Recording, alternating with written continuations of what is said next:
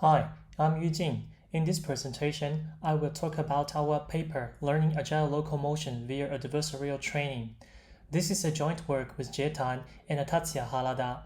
Through decades of works on locomotion, researchers have got amazing achievements on quadruped robots. For example, we have robot dogs and cheetahs that can walk on various terrains, demonstrate nimble gaits, and can even mimic real dogs' behaviors in designed scenes.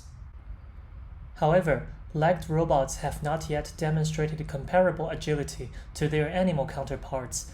If reaching or surpassing human-level intelligence is the ultimate goal to AI researchers, we can say the same thing of animal agility to roboticists working on quadruped robots. So what's preventing us? Cheetahs and dogs have spines and tails that can help them keep balance when running and also enable them to follow sharp turns. On the contrary, most of our robots have usually only joints on hips and the legs. Also, agile locomotion requires coordinated control of legs, precise manipulation of contact forces, and intricate balance control. However, the underlying control principles are still largely unknown to us. To overcome these difficulties, pioneering works have experimented with actuated tails, flexible spine, and explored various gaits. It is these and many other efforts that led us to the achievements we have today. In this work, we try to attack the second problem from a different perspective. Specifically, we explore the possibility of acquiring agile locomotion via a learning-based method. But before talking about our work, we suggest taking a step back and think about how animals acquired agility.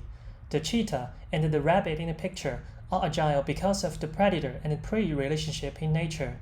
In other words, the agility of the animals are developed from millions of years of evolution, during which the desire to survive forced them to learn better and better locomotion skills. This fact raises an interesting question.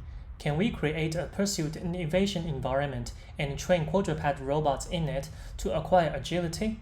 In this paper, we demonstrate that by making robots learn to chase and escape, it is possible to learn an agile locomotion controller using reinforcement learning or evolution strategy, and we will give the details in the rest of the presentation. The first thing we need is a training environment that facilitates agile locomotion. One option is manual design, and we show 3 example configurations on this slide. In all configurations, the target remains still, and the learned chaser policy is the desired locomotion controller. On the left, we show the cone configuration where the target is placed at a random position sampled from a fan-shaped region in front of the chaser. In the middle, we show the circular configuration, which can be regarded as an extension of the cone configuration. Finally, we show the zigzag configuration on the right, where the chaser is required to move to the target positions in the order depicted in the figure. The zigzag configuration is inspired by some exercises that are commonly seen for field and soccer athletes. In this term, manual designing the environment allows us to incorporate domain knowledge. However, there are limitations. For example, these configurations do not guarantee to cover every possible combinations of chaser and target states. By states, we mean positions, joint angles, joint speeds, and etc. To overcome this, more manually designed configurations are needed, but this leads to long and laborious works. We thus propose to build an adversarial environment where one robot learns to catch and the other learns to escape. This then becomes a multi-agent problem. We can still apply domain knowledge, for example, by determining the initial positions of the robots. Moreover, because the weakness of one party can easily be exploited by the other, an agent has to explore the state configurations that are unfamiliar to the other in order to outperform. Finally, this process is equivalent to automatic generation of the training environments, which effectively eliminates the laborious design effort. It is difficult to train agents simultaneously because the co-evolution of agents causes the environment to be non-stationary from any individual's perspective. And we found existing multi-agent reinforcement learning algorithms had a difficulty in learning locomotion controllers in our experiments. We instead approached the problem in a straightforward method, and here is an overview of our learning algorithm. We train a chaser and the escapee robots for n generations, In the following descriptions, we'll regard the chaser robot as the protagonist and the escapee robot as the adversary. Before training, we initialize the algorithm with a base protagonist locomotion policy and an ensemble of adversarial policies. The base protagonist policy can be a neural network initialized with zero weights, or a pre-trained network that incorporates domain knowledge. For the adversary ensemble, it is initialized with a single adversary that remains still. In each training generation, we use the protagonist from the previous generation and sample adversaries from the ensemble. We then put the protagonist and each adversary in a pursuit evasion environment and train the protagonist to chase. After the protagonist policy is updated, we train a new adversary to compete against the upgraded chaser and add it to the ensemble. If there is still weakness in the protagonist policy, the new adversary will exploit it and develop escaping maneuvers unseen to the protagonist. Notice that this step can be parallelized and we can train multiple adversaries at the same time. Finally, we take the protagonist policy in generation N as our desired locomotion controller. In the next slides, I'll give details about learning to chase and learning to escape respectively. To train the policy in an environment, we generally need to define three components for the learning task. State space describes the state of the environment. It, or a subset of it, is usually the input to the policy. Action space describes how the policy can interact with the environment. It specifies the output of the policy. Finally, reward function specifies the desired effect of the underlying learning task. It defines the outcome of each combination of state and action. In the context of learning to chase, our state space consists of the robot's joint angles, joint speeds, and escapee's position in the local frame. Our action space consists of the desired angles. These angles are restricted to avoid unrealistic movements. We use PD control to convert these angles to torques and apply them on the robot's joints. The dimension of the state space and the action space depends on the robot. In our experiments, they are 27 and 12. The reward function for learning to chase has several terms. I will describe the design principle and the function in detail on the next slides. The primary effect of the reward function for learning to chase is to encourage the chaser to catch the escapee as quickly as possible. Also, we would like the chaser to keep its heading direction toward the escapee during the chasing process. These requirements are built into the first term of the reward function. The escapee is said to be caught if its distance to the chaser is less than or equal to d min.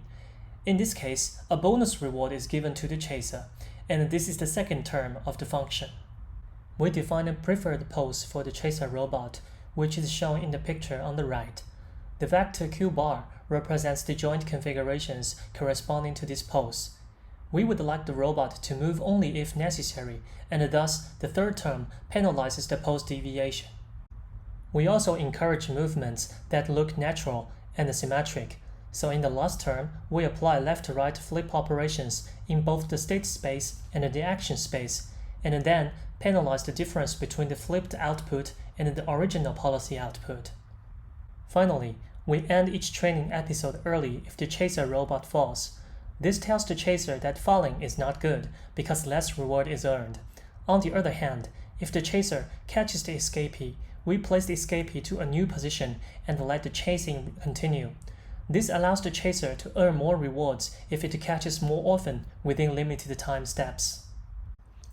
To make it easier to learn diverse and effective escaping strategies, we use a simple dot bot that is controlled kinematically as our escapee in the experiments. The state space consists of only the chaser's position in the escapee's local frame. The action space gives a swift command of desired forward and spinning speeds. We tune the maximum of these values to avoid the escapee from developing trivial skills, such as running in a straight line as fast as possible. Same as before, we will describe the reward function in the next slides. Unlike learning to chase, the reward function for the escapee is very simple. It only requires the robot to flee as quickly as possible. However, we apply a simple trick to facilitate various escaping maneuvers.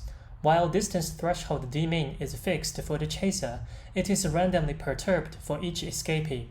Intuitively, a small dmin allows the escapee to stay close to the chaser and develop sudden quick movements to dodge, while large dmin would encourage the escapee to use large circular trajectories or higher speed to stay away from the chaser.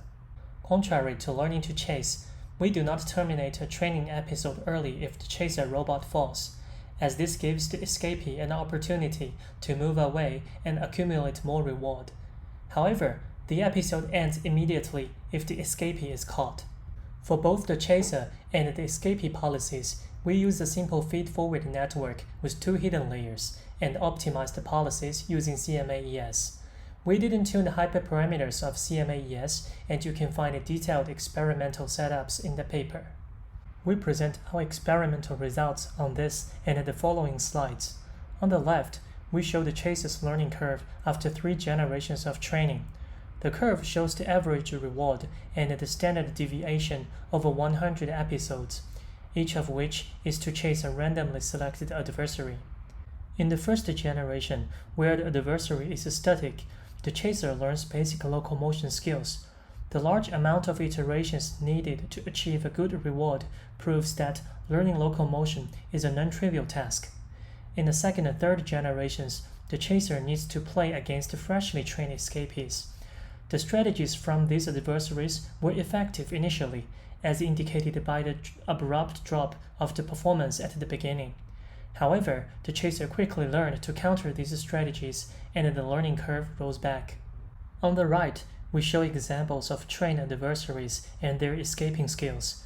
For example, the first escapee learned to run in a straight line at full speed, while the second learned to circle around to lose the chaser. Most interestingly, the third escapee learned to trick the chaser to fall by coming to a sudden stop while the chaser passing through its side and then moves in the opposite direction. After adversarial training, the chaser was able to outmaneuver all these adversaries. To demonstrate the agility of the chaser robot acquired from pursuit and evasion, we make it chase a dotbot that moves along sine wave-shaped trajectories. We've included the baseline methods in the video as well for the purpose of comparison. Our method is the only one that can follow the trajectory closely and catch the target. We show some quantitative results from different experiments on this slide. It is clear that our method significantly outperforms the baselines. It does not fall and has the highest catch rate. In terms of agility, our method is able to keep a short distance and the smallest heading offset toward the escapee while maintaining high chasing speed. We want to highlight that training without an ensemble of adversaries does not bring similar results. In this case, the chaser can easily overfit to the escapee maneuver demonstrated by the escapee in the current training generation and forgets the skills it learned so far. This result proves that the adversary ensemble is an essential component of our algorithm. While the results we get this from work is promising, there are limitations and much more works are needed to match animal agility. One of the problems is that the learned agile motion does not resemble the gaits of real animals. Since in this paper, we didn't address the differences between the body structures of robots and animals, this can be a primary reason. Also, we suspect that the restrictions we put on the joint angles, as well as our simple reward design that does not capture important factors from a biological point of view, prohibit the robot from developing natural gaits. One possible solution is to pre-train the control policy by imitating animals, as is demonstrated by the paper shown on the screen, and then proceed to adversarial training. In conclusion, in this paper, we devised a multi-agent learning system to acquire agile locomotion behaviors for legged robots. The core ideas of our method include training robots in a pursuit and evasion environment that does not require manual design effort. We propose an iterative adversarial training process and learning from an ensemble of adversaries. In the experiments, our method significantly outperformed the baselines, and agile locomotion gaits emerged automatically. In this paper, the idea of adversarial training in the pursuit and evasion environment was verified in simulations. A challenging yet exciting future work is to overcome the sim-to-real gap and deploy the learned policies on the real robots.